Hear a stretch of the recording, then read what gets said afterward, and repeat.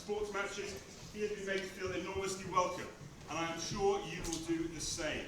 If I could invite now Charlie Walker to the stage.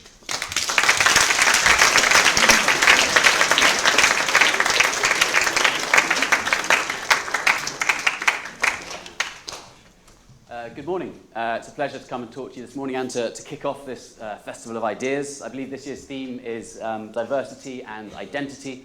I'll be talking about a lot of different places in different parts of the world today, but also perhaps a little bit about one's own identity. I think it's really important to continually question what you really want, what you're interested in, what you want to do. And if you're not doing, or at least working towards what you want to do, what you most care about in your life, then you're probably wasting time.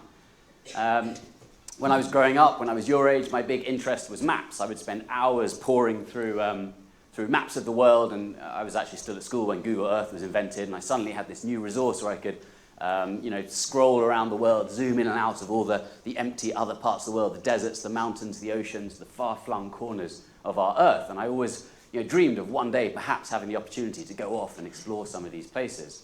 And the books that I tended to read when I was at school and ever since tended to be travel logs, books by adventurers and explorers over the centuries who had cast off to go to the far parts of the world to see what was there, what life was like, how it was different, what you might learn from a different place. I mean, as Mr. Marriott mentioned, I grew up in a small village in Wiltshire, which is really not what most of the world is like, and there had to be more out there. So I wanted to go on some grand, long journey. I was working for a newspaper after I left university, a newspaper I should say. It was the Daily Express. I didn't really want to be there all my life, and I thought that perhaps I was allowing, by staying there, I was allowing the chance of going off on some sort of grand journey to slip between my fingers. So I said, right, now, I'm just going to go now. I'm going to save everything I can for the next year, and then I'm going to leave. But I wasn't able to save very much. Travel can be quite expensive. Flights are expensive. A car is expensive. Petrol is expensive. So all I really had was a bicycle that I bought a few years earlier on eBay, second-hand, for about £100. And I thought, well, I'm using this bike to get across London and back each day to get to work. But there's nothing really to stop me one day cycling to Dover. And if I can get to Dover, I could hop on a ferry to Calais. And if you land in France on a bicycle, you've suddenly got a huge network of roads that spans 3 entire continents. Europe, Asia, and Africa are all interconnected by roads or perhaps just a short sort of ferry journey across various straits of water. So I thought, I'm going to go off and I'm going to cycle as far as I can, as long as I can, learn, see, do as much as I can. But I felt I needed some sort of goal, some sort of hook to hang this journey on, some sort of target to be working towards. Otherwise, I might just be a bit sort of, aimless. And so I decided I would try and get to the furthest point in each of these 3 continents and back home. So this is what the plan looked like, to get from Wiltshire to Nordkapp, the top of Norway in Arctic Europe, and then from there somehow get myself down to Singapore, and from Singapore somehow, the southernmost point of Asia, somehow get down to Cape Agulhas, just close to Cape Town, the southernmost point of Africa, and then from there somehow get back home. That's really as far as the planning went. I did not look into much detail. I knew that a lot can change in a period of time. It wasn't worth going into too many finer details of where I can go, where's safe, where's dangerous, where I could get a visa, where I couldn't. So I thought I'll figure that out as I go along. And I said to my parents, Mum, Dad, I'm off on a bike journey. And they said, well, how long will you be gone? And I said, I don't know. And they said, well, we'd quite like to know. We care about you. We'll miss you. And so I asked myself, how far do I think I can travel in a month on a bicycle, month after month after month? And I reckoned conservatively about the length of about the length of the UK. Good roads, bad roads, weather, good bad weather, bad weather, whatever. I reckon I could do the length of the UK each month. And on a little A4 map of the world I had, the length of the UK, I realized, was exactly the same as the breadth of my thumb. So I then just sort of thumbprinted my way across the world to all these different points, all the way around. And when I got back, the 48th thumbprint landed back on the UK. So 48 divided by 12, 4 years. Bye, Mum. Bye, Dad. See you in 4 years. The beginning was really idyllic. I started midsummer, cycled through Western Europe, up into Scandinavia, through the forests, the boreal forest in Sweden here. Reindeer would graze on the roadside. And I had everything I needed on my bicycle. I had a tent, I had a sleeping mat, a sleeping bag, a change of clothing, a couple of books, a passport, a journal. That's basically it. And each evening I would just, and a stove to cook my meals, each evening I would just leave the road, push my bicycle off into the woods somewhere. Quite often in Scandinavia, I was lucky enough to find these beautiful sort of lakes to camp next to. I also thought I would try and document this journey, take pictures, and then I can show my friends and family when I got home. And I wanted to take a nice picture of my little campfire by the lake here, but the setting sun behind me was too bright, and just it wouldn't show up in the first couple of times I tried to take a photograph. So if you look closely here, my fire is actually me pouring a bottle of petrol onto the fire. This picture is taken just before the huge flare.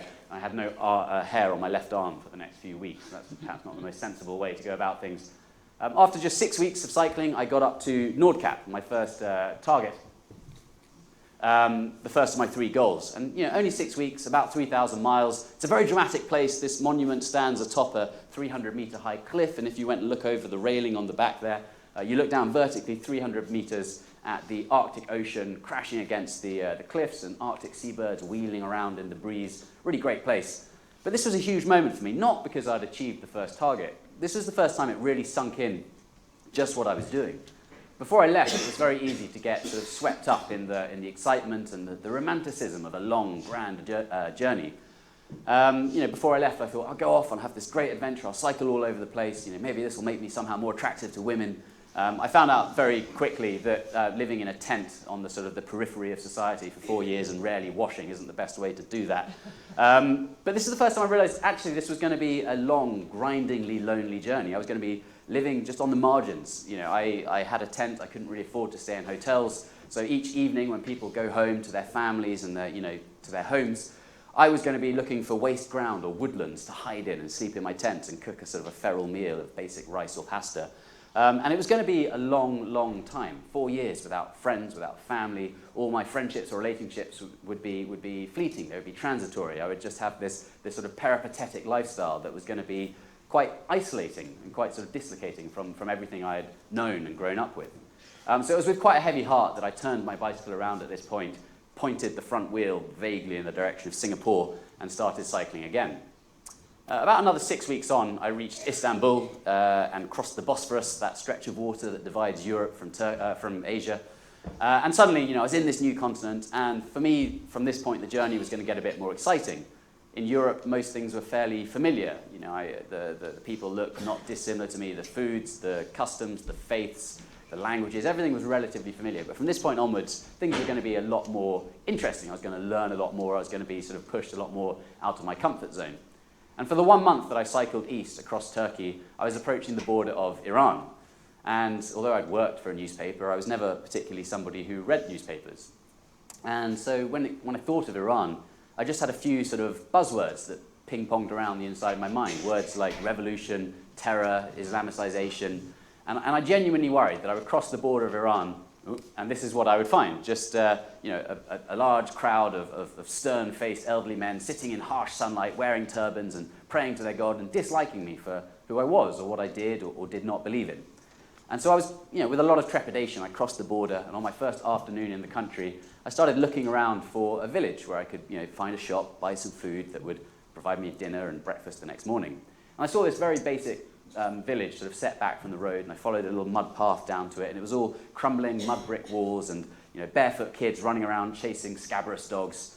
But the shopkeeper spoke quite good English, and he said, where are you from? I said, I'm British. He said, welcome to Iran. Tell me, where will you sleep tonight? And I said, I have a tent, so I'll sleep in the woods somewhere. Don't worry, I won't get in anyone's way. And he said, no, you're not allowed to do that. And I said, no, please, honestly, I don't have very much money. I can't afford hotels. I promise I'll hide. No one will know I'm there. I won't cause any trouble, I swear. And he said, no, relax. You don't understand. You can't go and sleep in the woods on the floor like some sort of wild animal because you're a guest in this country, and I insist you come and stay with my family tonight. So that very first night, I was welcomed into the family home. I look a bit Iranian by this point, but I'm the man in the middle.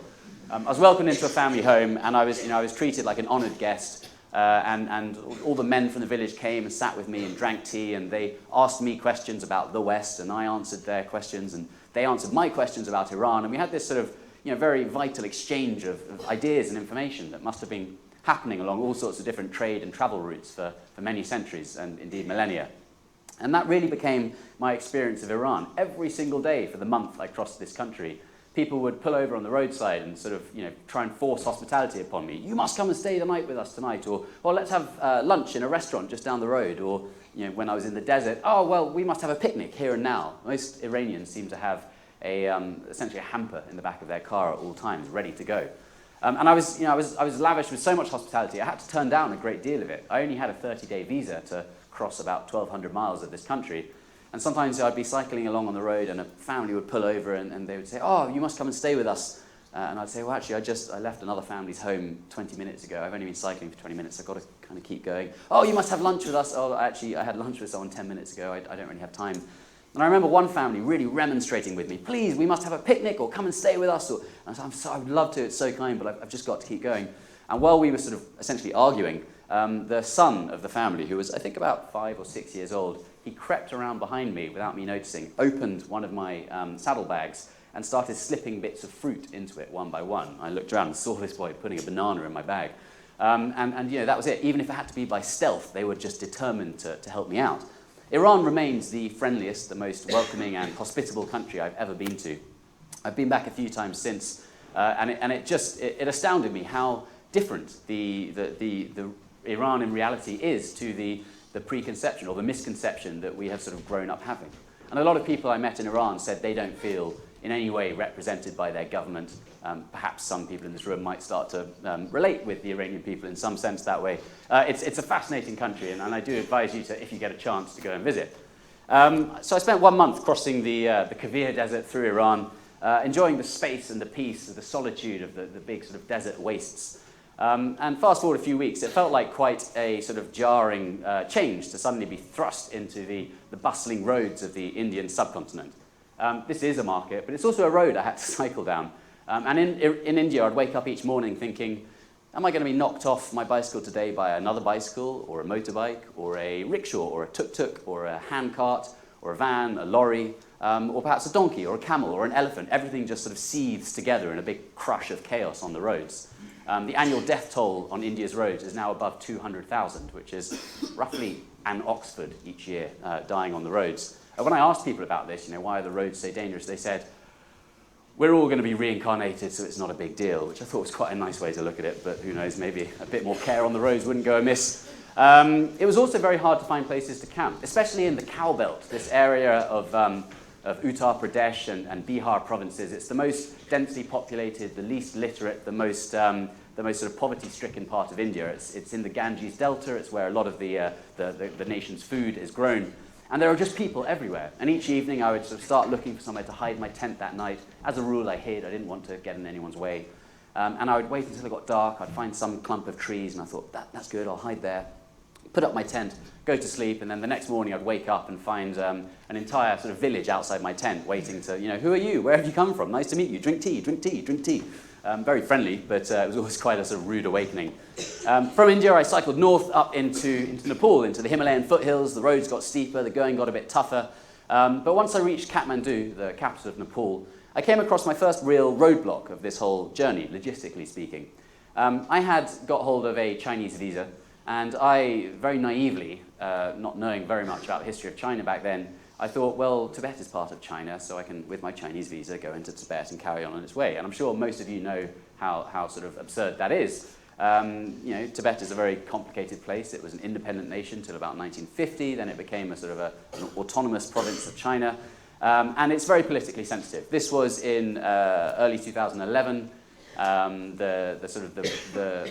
2011, there were 22 self-immolations, monks pouring petrol over themselves and lighting themselves on fire. The protest against what the Tibetans see as the Chinese occupation of their country was really sort of in a hot spot, particularly after the Beijing Olympics.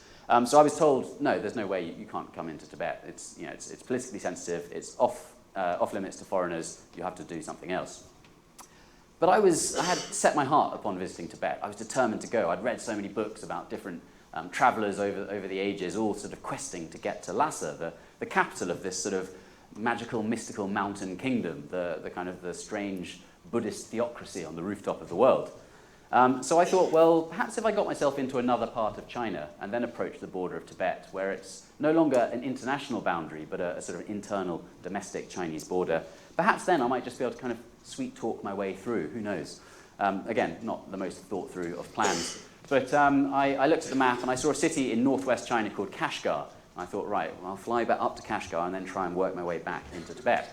And so I hopped on a plane, flew up to Kashgar, Kashgar is a very ancient Silk Road trading city. It's in Xinjiang province, the predominantly Muslim, or currently predominantly Muslim province of northwest China. It's an interesting place at the moment. A lot of Muslims are being rounded up and put into re-education camps to be sort of de-religiousized. And this is the Sunday Bazaar. This market has happened every Sunday for at least 800 years. Marco Polo wrote very evocative words about scenes not dissimilar to this. But as you can see, there's quite a lot of dense steam rising into the air off the bread or the dumplings there. This is because I hadn't timed things particularly well, season-wise. As we came into land in the plane, the pilot came over the intercom and said, "Good afternoon, ladies and gentlemen. We are beginning a descent to Kashgar, China. The local time is 1 o'clock in the afternoon. It's a clear, sunny day outside with blue skies, and the temperature in Kashgar is minus 33 degrees centigrade." Minus 33 degrees centigrade wasn't something I could really even comprehend. Growing up around here, minus 3 was a news story. To put that in context, next time you're at your parents' home, if you go into the kitchen, open the deep freeze, pull out all the food, all the shelves, throw it on the floor, climb in the freezer, close the door and wait for it to get back down to its normal temperature, that'll be about minus 16, minus 17. So double that and then stay there for about 6 weeks. That's roughly what I was looking at doing, living in a tent outside on the Tibetan plateau through the winter. And I was terrified. I was not prepared for this. I didn't have the adequate kit. From England to Kathmandu, I'd worn sandals the entire way, and for some reason I'd carried a pair of wellies with me as my sort of wet weather clothing. So I put on all of my clothes: 3 pairs of socks, 2 pairs of pants, a pair of leggings, 2 pairs of trousers, a vest, 2 shirts, 2 jackets, 2 pairs of gloves, a hat, a scarf, Wellington boots, and cycled up into the mountains. And the higher I got, the colder it got. It was astoundingly cold. This road I was following is one of the most remote roads in the world. You can see it on the right-hand side here. This is the western approach to Tibet. On a good day, there would be 1 vehicle, but often there'd be 2 or 3 days with no vehicles whatsoever. This is a very untraveled road. Camping became much easier. I would, to get here, for instance, I just crossed this frozen river, put up my tent, no one around, all very easy. The nighttime temperatures, though, were humbling, really. It got down to minus 40 sometimes at night. If I was to step outside now into minus 40 and pour a glass of tap water from shoulder height, most of it would freeze before it touched the ground, which always made going for a pee before bedtime a bit of a sort of a high-risk game, trying to avoid the yellow icicle that could endanger the 21st extremity. It was a strange existence up there on the plateau, but I carried on, and after a couple of weeks, I reached this village. This is Kudi. I had read about this place. I say a village, it's really a Chinese military base. This is the villagey part where a few Tibetans live, and this is the military barracks. And this is the border. This is the point beyond which I was not allowed to travel. So I hid my bicycle just before I reached the village, and I clambered up to the valley wall from where I sort of lay on the top of the valley, feeling like a sort of a lost spy in some forgotten corner of the Cold War. And I got my camera out and I started zooming in, took this picture, and I thought, how am I going to get past this? It didn't look like the sort of place I might just be able to talk my way through, but there were other options. There was a frozen river on the left here, but when I looked closer, I saw this watchtower, and there was a machine gun on top of it, so that didn't seem like a good idea. On the other side of the valley, you can just about see this fence. There was a fence here that went very steeply up the valley wall to an impossibly steep gradient, and my bicycle with all the food and gear I needed for the winter weighed more than I did, so there was no way I was going to be able to drag my bike up and around that. So the only other option was this road through the middle. And I thought, well, perhaps this brutal winter that has been so unpleasant so far might finally work in my favour. I reckon that during the night time, the soldiers or the guards will be staying inside, keeping as close as possible to their electric heaters. And although they might have their ears peeled for the sound of a car's engine, bicycles are pretty quiet. So I reckon if I was to wake up in the middle of the night and creep through, I might just get lucky. Again, not the most well-reasoned thing I've ever done in my life. I set my alarm for 4 o'clock in the morning. I woke up, I put on all my clothes, I put tape over the reflective surfaces on my bicycle, and I got off my bicycle at the beginning of the village, and I started just simply walking, pushing my bicycle through the middle of this military base, sort of trying to keep, subtle and hide. And just as I passed this sort of hut here, I was on the other side of the road, the door opened, and a soldier stepped out, and I froze just a few meters away, as far away as that light is from me, in the dark. And this soldier came out, he had a rifle slung over his shoulder, and he walked out, he stamped his feet to keep warm and blew into his hands. And I was just stood there nearby, frozen, thinking, he hasn't seen me? This is astounding. I had to hold my breath all the while, because every exhalation would billow a massive cloud of condensation into the frigid night air. And after what was probably only half a minute, but felt like 3 minutes, this soldier went back inside, and I thought, okay, I'm past him, great. So I carried on pushing my bicycle, and when I got up to these trees here, I saw something that I was never going to be able to pass. There was a metal barrel with a fire in it, and 4 soldiers stood around it warming their hands, and their rifles were leant against the wheel of a truck just next to them. I thought, well, there's no way I'm getting past them, so I need to sort of devise a plan B quickly. So I backtracked and I found a little alleyway, I think it's this one here, between some buildings, and I crept down here, wincing every time a puddle of ice crackled under my feet. And just as I got to the end of the alleyway, about here, a dog. Is anyone aware of the Tibetan Mastiff? These huge, great dogs. They're about this tall. They look like a lion. They've got long hair. Their fangs are as big as the ends of my fingers. Very, very aggressive dogs. In Europe, they sell for about £60,000. In Tibet, they're all very inbred, and they kind of run around wildly, and people don't care too much for them. Anyway, this massive Tibetan Mastiff leapt out and started barking at me very ferociously. And without any time to think what I was doing, I found myself swinging my leg and kicking it in the face, quite hard. I do feel a bit bad about this, but to be fair, I imagine it hurt my foot, my numb foot, more than it hurt this dog's face. And he was loud, he was going to get me caught, so he sort of whimpered and backed away and let me past. I crept out into the back of the valley, approached this fence here, and then feeling like a sort of an unwashed James Bond, I pulled my Leatherman, my folding pliers, from my pocket, cut some wires in the fence, and crept through. Now, it was at that moment it struck me with chilling clarity. This is the most stupid thing you will ever do in your life. I'm not advocating this behavior. This was really, really unwise. This is a Chinese military base off limits to foreigners in a politically sensitive area, guarded by machine guns and watchtowers and soldiers and dogs, and I'm creeping around in the middle of the night, cutting holes in fences. And all the while I've got a camera in my pocket with footage and photography of this politically sensitive base. But, you know, in for a penny, in for a pound, I was through the fence, so I rushed onto the road, cycled off as quickly as I could, and didn't stop pedaling until the sun rose. And that really became my life, you know, crossing this huge, sort of barren part of the world. It is bewitchingly beautiful up here, but I was so lonely. I had no one to talk to for weeks on end. My iPod ran out of batteries long before I even got to Kudi. I couldn't go indoors anywhere. I had to sort of very literally hide from society. Every time a vehicle did approach, which wasn't often, I would I'd rush off the road, hide behind a rock, wait until it passed. And it was very hard to stay positive. I had to look for any sort of bits, any flecks of happiness that I could cling on to keep me going for another day. And one thing I enjoyed was the road signage. The Chinese government is very keen to make this very uninhabited part of the world seem somehow civilized and inhabited. And they put road signs everywhere. Sometimes I'm not really sure why. Bear in mind, there's a vehicle a day if you're lucky. I don't really know who this sign was aimed at. I think I probably could have camped here for a couple of nights without really getting on anyone's nerves or in anyone's way. Sometimes at the higher altitudes there were blizzards, snowstorms, that could get really frightening. This one here, it kicked up very, very quickly. Shortly after I took this picture, my camera's battery froze and actually never came back to life. And before I knew what had happened, I had lost track of the road. The divide between land and sky had disappeared. Everything was white. I had lost track of those electric lines along the road. And I suddenly found myself just trudging, pushing my bicycle through shin-deep snow. The wind was too strong to try and put up my tent. If I took out my tent, it would have been swept away from me. And I was lost, and my feet were getting colder. I could feel the sensation receding from my fingertips. And I started to panic. And for the first time in my life, I thought, I'm going to die today. I'm out in this storm. There's no way out of this. There's nowhere to shelter. I don't have, requisite clothing to survive these elements.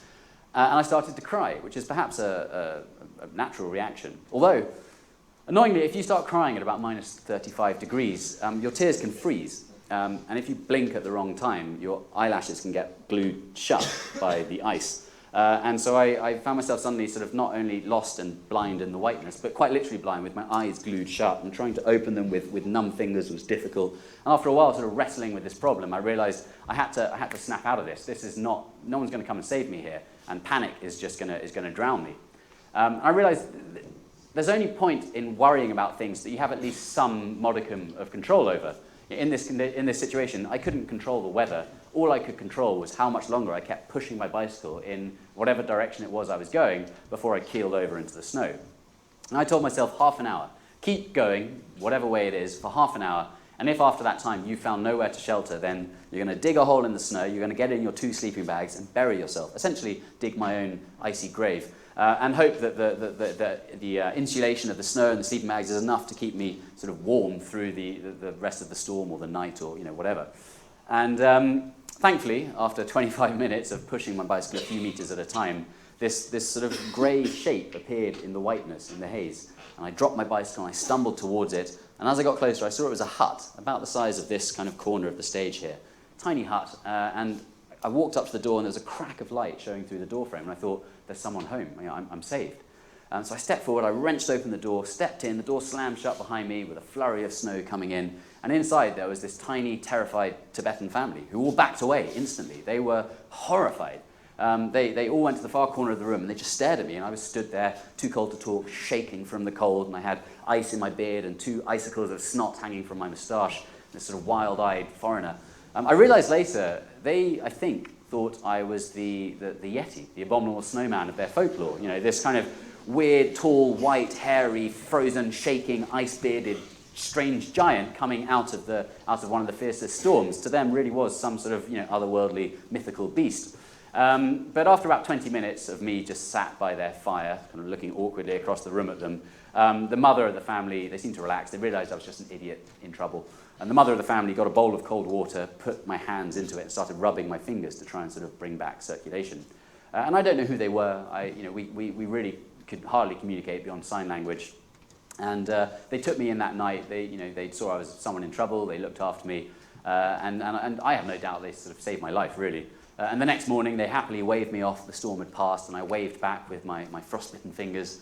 That wasn't fun. For the next couple of weeks, I had to burst these blisters every morning to let the liquid out. Otherwise, it would start to freeze during the daytime, which, when bits of your body start to freeze, it's really not much fun. And really, that was my life for after Kudi for 1 month, just crossing this very barren part of the world, snowfields everywhere. And there were periodically these checkpoints. And I got into a good sort of, they weren't quite as heavily guarded as that first one, but I got into a good routine of wake up in the middle of the night, push my bike through the base, get on my bike, and cycle off as quickly as I could. However, at the 7th checkpoint, I had an accident. My bicycle and I, just next to the guard's hut, slipped on a puddle of ice, and we both clattered loudly to the ground. And I lay there for a few seconds. I could see the blue glare of the guard's TV through his window, and I thought, surely they must have hurt that. And I lay there, but after a few seconds, there was no sound. And I thought, the door's not opening, maybe I've got away with this. So gingerly, I stood up next to my toppled bicycle, on the handlebars of which was a klaxon, the squeezy trumpet, one of those things. And in the dark, sort of clumsily, as I stood up, of course, my heel trod squarely on the klaxon, very loudly. And a second later, the door opened, and this guard ran out, and he had a gun with him, and he shouted something at me, which I didn't understand. I was stood there in the middle of the road, in the middle of the night. And the only response I could really think of was to sort of raise my right heel. And he started giggling. And he welcomed me inside. He gave me a cup of tea. I hadn't been inside a building for about a month by this point. He gave me a cup of tea and some biscuits. And I thought, this is great. Maybe I got away with this. I'm just going to be looked after and then sent on my way. They fetched a young soldier from the barracks there. I think he was about 19. He spoke some English, and he was very excited. He'd been posted up to this desolate outpost, and suddenly, out of nowhere, he had a foreigner to practice his English on, a real Britisher. And he came in just grinning from ear to ear. He said, "Hello, it's nice to meet you. What's your name?" And I said, "Hi, I'm Charlie." And he said, "Charlie, great. They told me to tell you you're under arrest." It was the friendliest arrest I've ever had, actually. Much more fun than in Russia. Anyway, they sent me to Lhasa, where I briefly escaped and then was caught again, and was finally put onto a train. Their patience had run out. I actually didn't get in any trouble. When they asked, why were you creeping through the checkpoint at night, I said, "What checkpoint?" And they said, "Well, this." I said, "I didn't know it was a checkpoint." And they said, "Well, why were you cycling at night?" And I said, I see what you mean. No, I'm big into astrology. You guys have got some of the least light-polluted skies in the world. So I've been cycling at night for the Big Dipper and Orion's Belt and what have it. And they said, "Oh, this guy's clearly mad." Anyway, they put me on a train, and I was sent down to southwest China, where I was allowed to get back on my bike and continue my journey. And from here, the weather got better, life got better, and a few months cycled down through Southeast Asia. And 1 year to the day after leaving home, I reached this signpost in Singapore, the southernmost point of continental Asia, my second target. And at this point, I had to ask myself, do I still really want to be doing this? I looked back at that year that had passed, and that year had been the the coldest, the hottest, the hungriest, the most thirsty, the loneliest, the most miserable, most isolating year of my life. But equally, at the same time, it had been the most inspiring, the most satisfying. I'd learned more, and I'd seen more, and I'd met more amazing people, and I'd done more than I ever imagined I could possibly do in a year. And you know, the positives so comfortably outweighed the negatives from that year that, of course, I was going to carry on with this journey. My fingers had kind of shed a load of dead skin and come back to life again. My toes, after 3 months, finally had sensation in the tips of them again. I thought, great. Well, I turned my bicycle around once again, started cycling north, back up through Southeast Asia, through Cambodia's ancient, this is a 900-year-old Hindu temple. This is Angkor Wat. Some of the temples are being slowly sort of swallowed by the jungle, a really beautiful place to visit. And then up a good long road up the coast of Vietnam. And finally, after 18 months of travel, I reached Beijing. Now, 18 months cycling about 18,000 miles on the same hard, unyielding leather saddle without any padded shorts. I worried that I might be sort of slowly self-vasectomying. And I thought perhaps if I ever want to have children, it could be worth giving it a break for a little bit. And so I looked at the map, and the next place I wanted to get to was Ulaanbaatar, the capital of Mongolia, which was about 1,000 miles away northeast across the eastern end of the Gobi Desert. And I did some maths, and I worked out if I walk a marathon each day for 6 weeks, then I'll get there. And that sounded kind of doable. I had run a marathon before, and it was miserable, and I lost some toenails, and it was crap. But walking one seems kind of like a nice, slow change of pace, and I thought, I'll try it.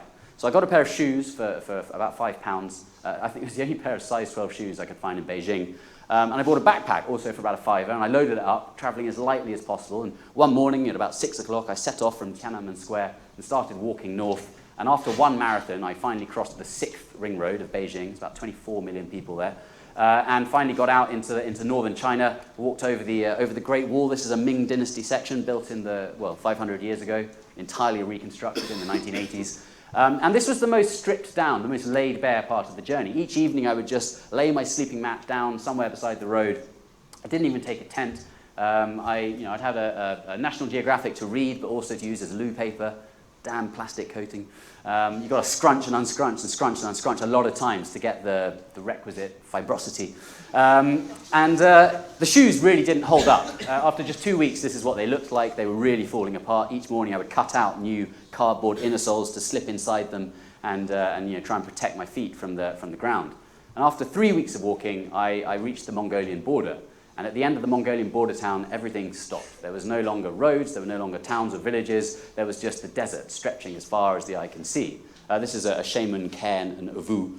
And beyond this, there was just nothing. This is me setting off from the border town, looking like I'm coming back from Sainsbury's because I need to carry as much food and water as possible. And I really didn't know where I'd be finding supplies from this point onwards. I had to keep my eyes trained. If ever I saw a yurt, or a ger, as the Mongolians call them, this is what the nomads live in the desert, well, across Mongolia, then I would have to make a beeline straight for it, even if it was perhaps 5 or 6 miles in the wrong direction. Because I knew if I got to one of these tents, then they would have water, and I'd be able to top up my bottles and perhaps last for another couple of days. Unfortunately, if you turn up at a nomad's tent in the Gobi in the evening, feeling horribly worn out and dehydrated, I mean, they will welcome you in, they will treat you like an honoured guest, but you will leave the next morning feeling significantly more dehydrated because Mongolia was a sort of a satellite state of the USSR. They imported a few things from Russia, foremost among them perhaps alcoholism. And I would be politely force-fed vodka until about 4 o'clock in the morning, and then sleep for half an hour. Sun would rise at 5 o'clock, and they'd go, okay, good luck, and you'd stumble out into the desert sun thinking, which way am I going? And feeling, you'd sober up by lunchtime and realise you walked the wrong direction for half a day, and you forgot to top up your water anyway. A couple of weeks across the desert, and I did get to the grasslands, the rolling green steppes that Mongolia is extremely famous for. It's the most beautiful country. And by this point, I was really limping a marathon each day. I was popping deep blisters down, under all the layers of skin, and my feet were bruised and sort of battered and very, very tender.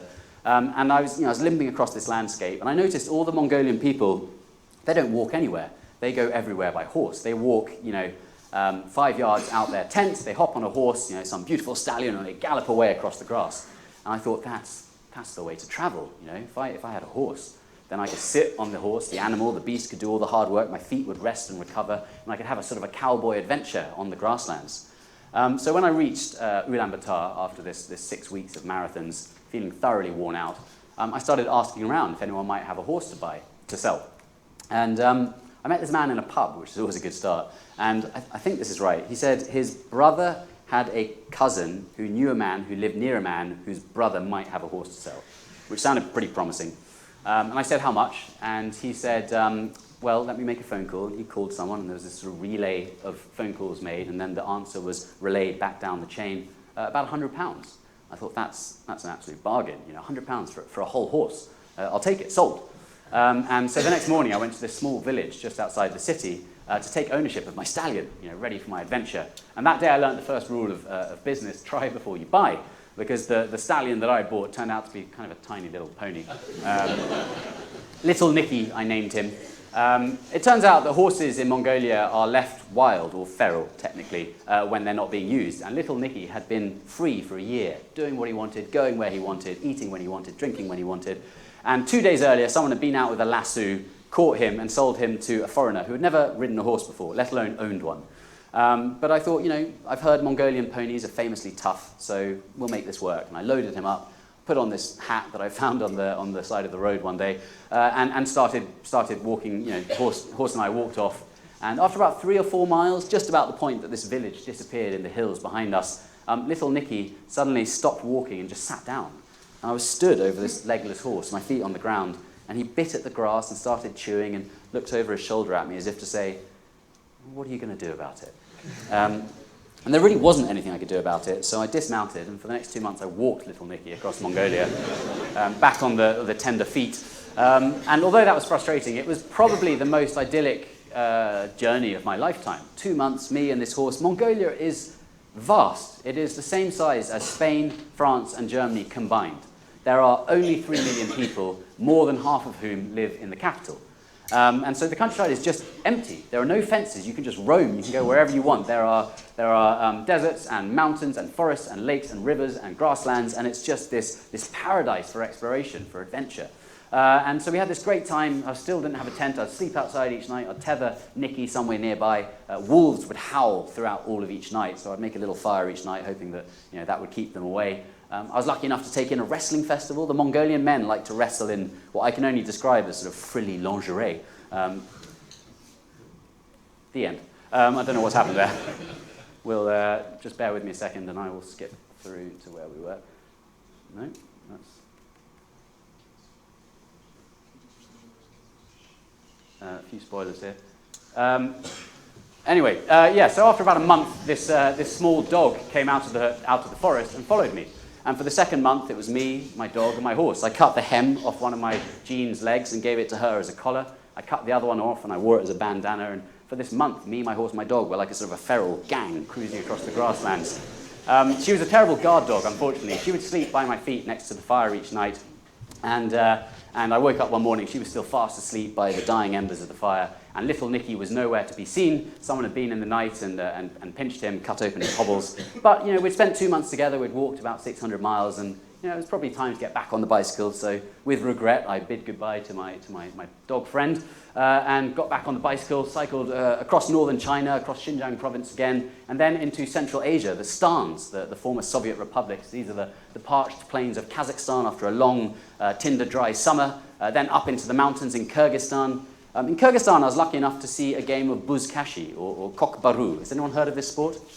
Right, well, the best way I can describe it is rugby on horseback.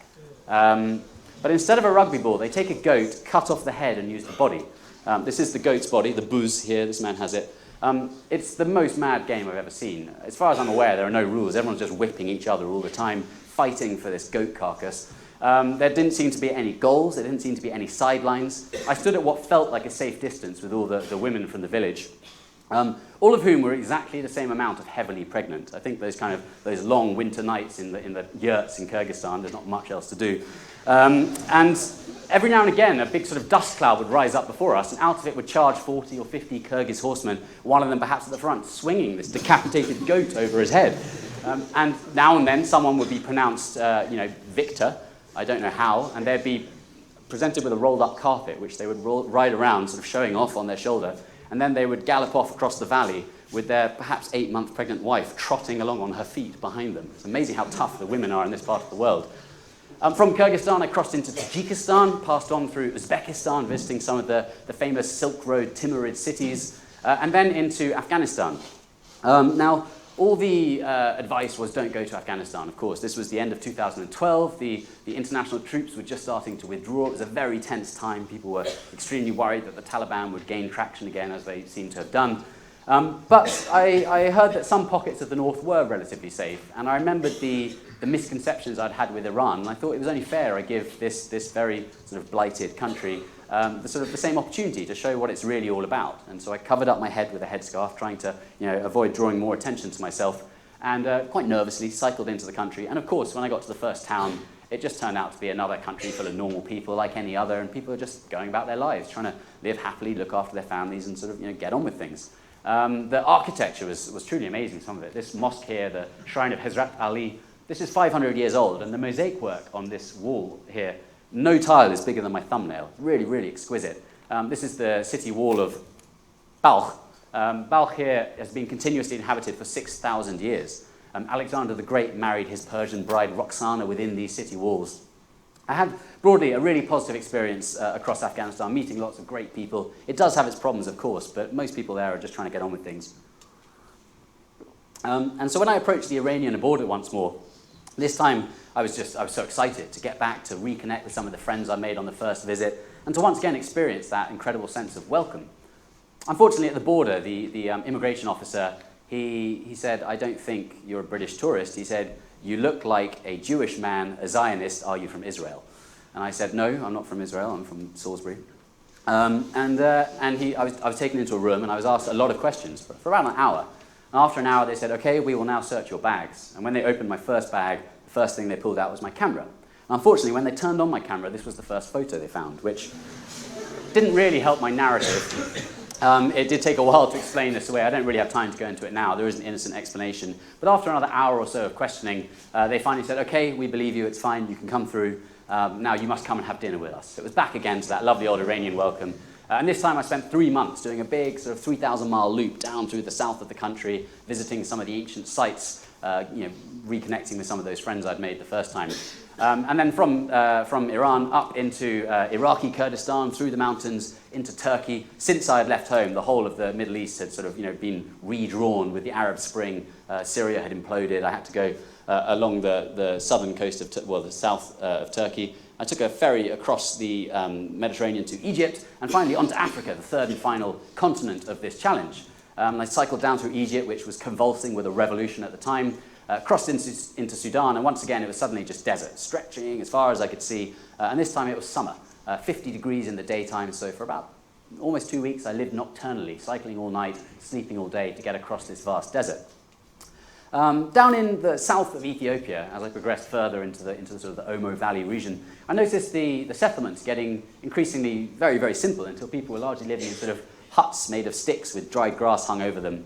And the people were wearing really little more than sort of rags and loincloths, and it all looked very alien, very other to me. But then as I cycled through one village, I was made to realize that in that village at that time, I was the stranger, I was the weirdo. This boy shouted at me, "Jesus, Jesus, please buy my goat." To be fair, I was looking quite biblical by this point in the journey, and he drove a hard bargain, but we did have a feast with that goat that night, which was nice. From there I continued. Through Africa, I always tried to take the back roads. The highways were busy and dangerous with trucks, so I cycled on lots of dirt tracks down through Kenya, through Tanzania, and fast forward another 3 months or so, and I reached Cape Agulhas, the third of my 3 targets, the point where the Indian and Atlantic Oceans meet, the southernmost point of Africa. And at this point, finally, I was able to turn my bicycle around and be facing homeward. I knew I was going to get home by this point. Nothing was going to stop me. So I cycled north up through Namibia, past Fish River Canyon. The end. We'll try and get back there. I cycled through Fish River Canyon, through a strange place called Deadflay, where they've got all these trees that died. They dried up 700 years ago, and there's no moisture in the desert, so these petrified tree skeletons have stood there for 7 centuries. I'm sure they'll stand there for 7 more centuries. There was then a really long sort of 1,000-mile stretch across the sort of the plains of Botswana, straight, flat road through the bush, nothing to see or do. Occasionally elephants would sort of come out and we'd surprise each other and stare at each other a little bit. One morning I found this lion's paw print a couple of yards from my tent. I didn't know if it had been there the night before when I put my tent up, or if I'd had a visitor in the night. I'll never know that, I suppose. The last real challenge of the journey was the Democratic Republic of Congo, DRC. Perhaps the most sort of problematic country in Africa, the most sort of disintegrated, the most decayed state. Ever since independence, things just have not gone well for them. This used to be a tarmac road in the 50s. It's now like a soft sand of a ploughed beach, very hard to cycle, often pushing my bike for long stretches. These guys had it worse than me, though. This is how a lot of goods are transported across Congo. The roads are so bad, there are so few vehicles. This is how freight is done. Eventually, though, the road I was following simply ran out. It stopped. And so me and this is a friend of mine, Archie, who joined me just for 3 months across Congo. We thought, well, all the rivers go to the capital, so we'll buy a boat and we'll go down the river. And I asked some fisherman, can I buy your canoe? And he said, yeah, sure, about £100. I thought, great, another shoddy product for £100. And we pulled it up onto the bank, turned it upside down, and patched all the various sort of leaks and holes in the bottom of it. Meanwhile, the whole village stood around us, tutting and shaking their heads, saying, don't go on the river, there are crocodiles, there are hippopotami, there are rapids and waterfalls. You'll either be eaten or you'll sink. You'll be dead in a day. Oh, that's nice. And so we thought, we'll work it out. We attached these empty water containers either side to give us a bit of sort of balance as we went down any rough waters. And we set off with the whole village kind of shrieking, don't do it. And at the beginning it was idyllic. The river sort of fragmented into all these sort of narrow channels that braided their way through the Congolese jungle. It was really, really beautiful. And then very rapidly we started approaching waterfalls and rapids on pretty much a daily basis, sinking. Sinking in a crocodile-infested river is quite frightening because you've got to get all your bags that are floating off in different directions. Meanwhile, you've got to shepherd your sunken canoe to the edge of the river. The canoe was very heavy and sort of unmaneuverable. And all the while you're thinking, when is a crocodile just going to grab me by the ankle and tear me underwater? We only saw one crocodile during the time, actually, but he was 5 meters long, which is, well, this is 5 meters. Big old crocodile, which wasn't ideal because we were having to get down these rapids, spend a lot of time splashing around in the water. And so it was a pretty fraught month we spent on this river. The people we met were very surprised to see us. This guy here, Mbaz, the average height in this part of DRC is about 5 foot, so a couple of inches taller than what would qualify as a pygmy.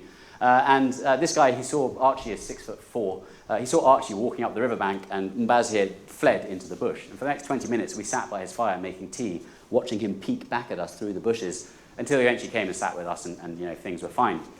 We left the river just in time for myself to reach a hospital and collapse into bed with a fairly bad case of malaria. And this nurse came and took my blood test. It was almost like a pregnancy test. He said, oh, like a stripe lit up. And he said, oh, you are malaria. And I said, oh, no. And a second later, he went, oh, you are very malaria.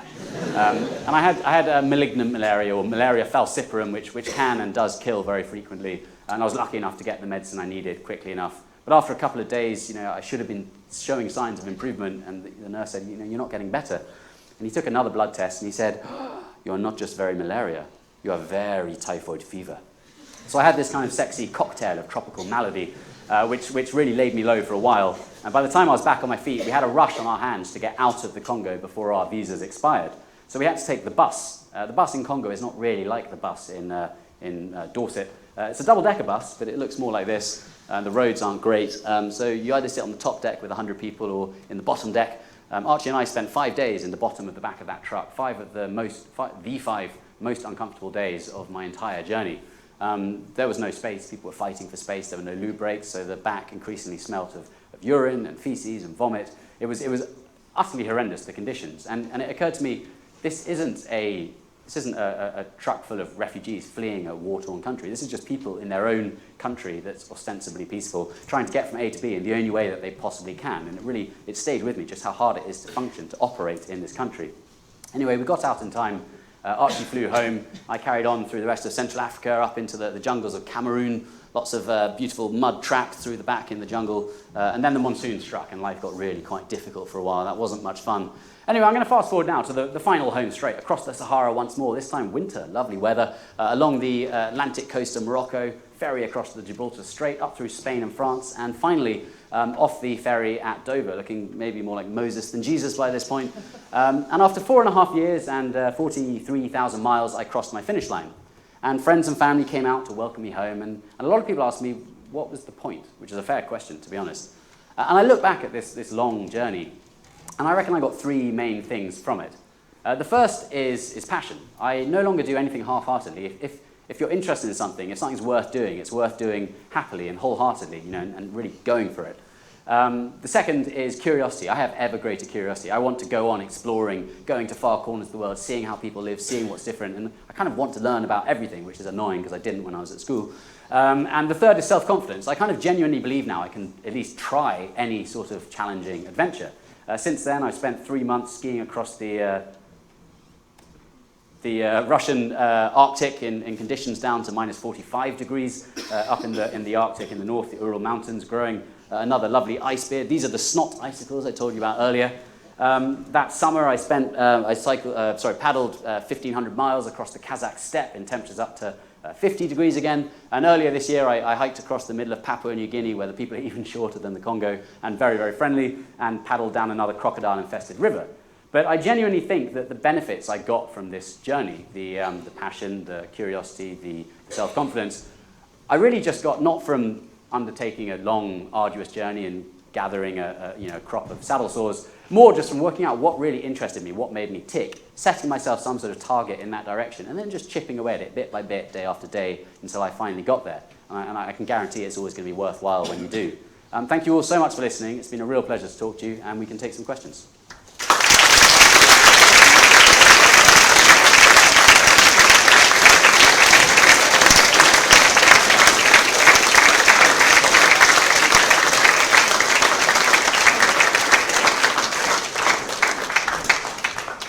Yes? How did you find the currency to buy things? How did I acquire currencies? With a Lloyds Bank debit card. ATMs all over the place. Any leftover money I'd just swap at the border for the next currency. I kept about $300 US hidden in the frame of my bicycle as a sort of contingency. Yes? You mentioned briefly when you were in Lhasa, you were arrested and escaped. Mm-hmm. You got arrested again. Yeah. How did that happen? Good question. The checkpoint sent me to the police headquarters in Lhasa. Some soldier, I was put in the back of a 4x4. My bike was put on the roof, and we drove through the night to get to the police station. When we arrived, however, the soldier went in to sort of tell the police, I've got this foreign devil, I don't know what to do with him. And I wasn't handcuffed, the car wasn't locked, my bike wasn't strapped to the top, so I got out, got my bike and cycled off. I had been living outdoors for such a long time by that point, in such miserable conditions. I'd lost 25% of my body weight, which is like cutting off a leg now. So I really wanted a night inside, a shower, some food. So I found a hostel that would take me. I said I'd lost my passport and I'd show them my permit tomorrow when I go to the police station. And I woke up at 5 o'clock to leave, although I slept through my alarm. I didn't wake up at 5 o'clock, and there was an officer standing over my bed when I woke up. He said, "We've been looking for you, Mr. Walker." So then I had to leave. Yeah. Any other questions? Yes? How did you get your bike when you left China? Good question. How did I get my bike sort of through Mongolia? It's a boring answer, I'm afraid. After my horse was stolen, I walked for 2 days to a village, and I got a bus for 40 hours across the grasslands. There aren't really roads in Mongolia. It's all off-road. Got to the capital, took a 35-hour train down to Beijing, picked up my bike and my tent, took the same 35 hours back, another 40-hour bus, and then carried on. It's a really bad week. Headmaster. Yeah, obviously an amazing journey of self-discovery in lots of ways, and obviously lots of physical hardship.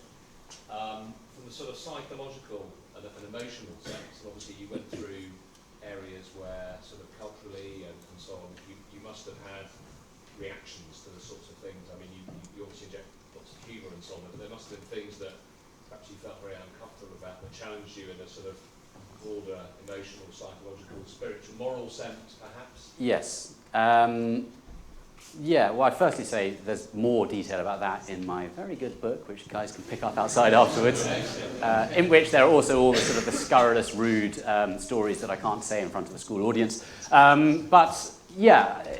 The cultures are so vastly different around the world, and I really had to get quick at picking up the new sensibilities of a new place. You cross from China to Mongolia, for example, and in China people are obsessive about cleanliness and hygiene. You cross to Mongolia and people will hang an old leg of mutton at the back of their tent for 6 weeks, and then they'll just boil it in some horse milk and then feed it to you, and you're ill for the next 2 weeks. Little things like that. But I think the thing I found most interesting was whether people approached me, and if they did, how they chose to approach me. It's so interesting. If you go, through Iran, for example, people are very, very almost absurdly polite and respectful. People stop and they'll approach and they'll shake your hand or they'll give you a hug and kiss you on the cheek 3 times like a Swiss person. And only the men, of course. I wasn't kissing the women in Iran by the book. They're very sort of polite and almost not distant, but so respectful. In other places, people will just run up and like stick an arm around you. Hello, how are you? Nice to meet you. And it was sort of confusing sometimes, just constantly ping-ponging back and forth between these wildly different cultures. I don't think I've really answered your question, but it was quite it's a broad question. I think what I mostly picked up is just how varied a palette the world is. There are so many different, and even from country to country, and even in the UK, you travel around different parts of the UK, different parts of UK society, everything is so different. And the main thing I learned, and the main way I dealt with that, was trying to keep as open a mind as possible and to be as flexible, as adaptable as possible. Yeah.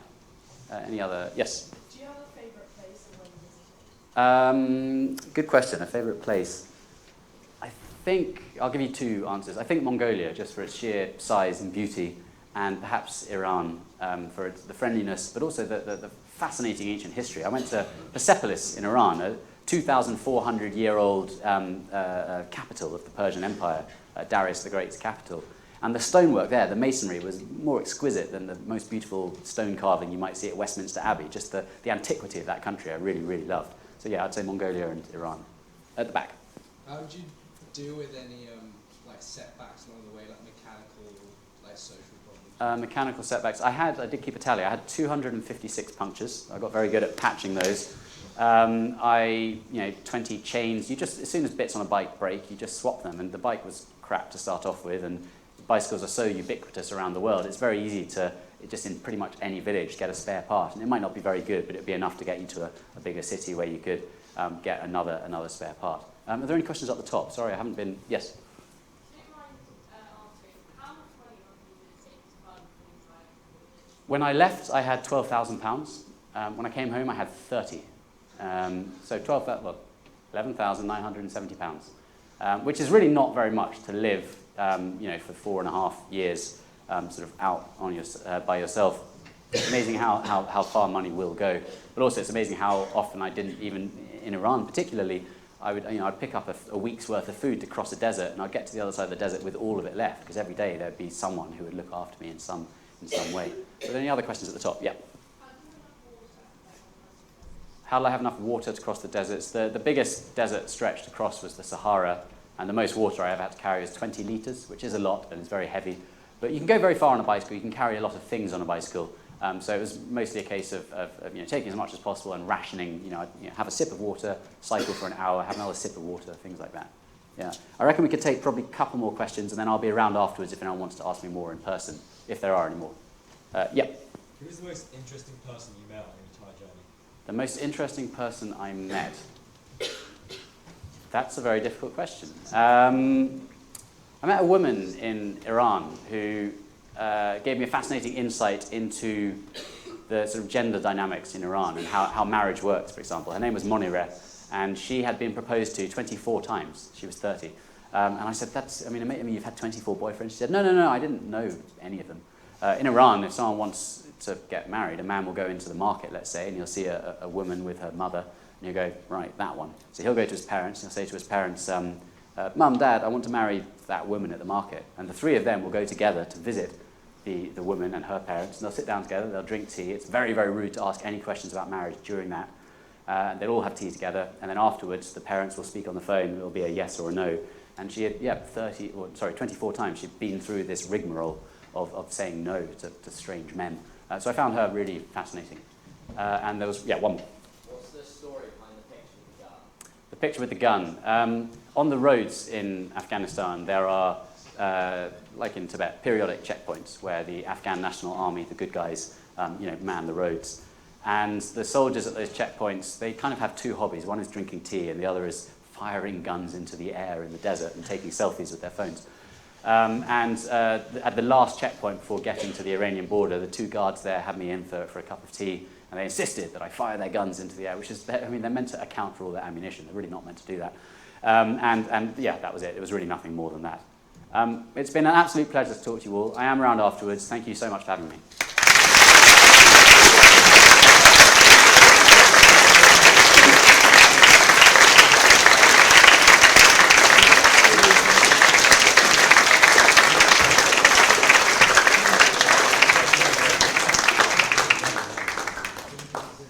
As Charlie said, outside there'll be a table. If you'd like to get a copy of one of his books, you can sign it there.